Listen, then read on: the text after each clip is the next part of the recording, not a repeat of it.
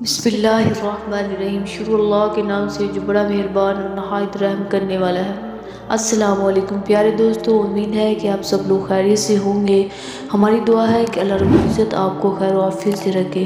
پیارے دوستو، آج کی ویڈیو میں ہم آپ کو بتانے والے ہیں کہ احد کی لڑائی میں صحابی رسول حضرت علی رضی اللہ عنہ کی بہادری۔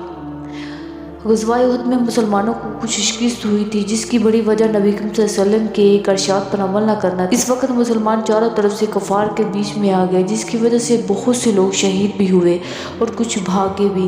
نبی کریم صلی اللہ علیہ وسلم بھی کفار کے ایک جھتھے کے بیچ میں آ گئے تھے۔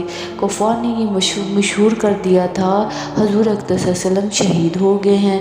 صحابہ رضی اللہ عنہ اس خبر سے بہت پریشان حال تھے، اسی وجہ سے بہت سے بھاگ بھی گئے تھے، کچھ ادھر ادھر متفرق ہو گئے۔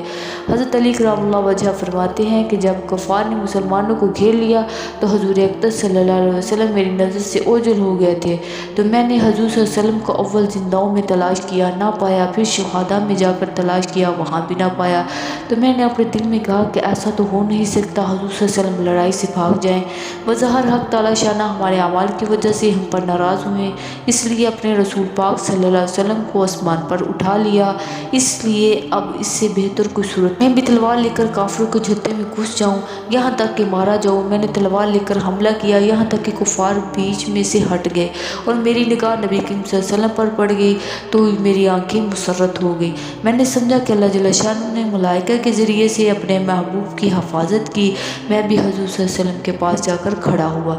ایک جماعت کفار کے حضور صلی اللہ علیہ وسلم پر حملے کے لیے آتی۔ حضور اقدس صلی اللہ علیہ وسلم نے فرمایا، علی ان کو روکو۔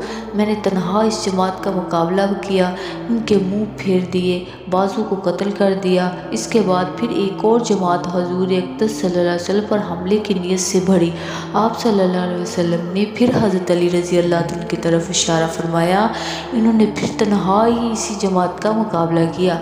اس کے بعد حضرت جبرائیل علیہ السلام نے آ کر حضرت علی رضی اللہ عنہ کی اس جو نمودار مدد کی تعریف کی، تو حضور صلی اللہ علیہ وسلم نے فرمایا، بے شک علی مجھ سے ہے، میں علی سے ہوں۔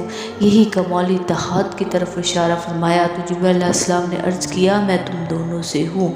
ایک تنہا آدمی کا جماعت سے بھڑ جانا، نبی کریم صلی اللہ علیہ وسلم کی مقدس ذات کو نہ پا کر مر جانے کی نیت سے کفار کے جھتھے میں گھس جانا، یہاں ایک طرف حضور صلی اللہ علیہ وسلم کے ساتھ سچی محبت اور عشق کا پتہ دیتا ہے، وہاں دوسری جانب کمال بہادری اور دلیری اور جرأت کا بھی نقشہ پیش کرتا ہے۔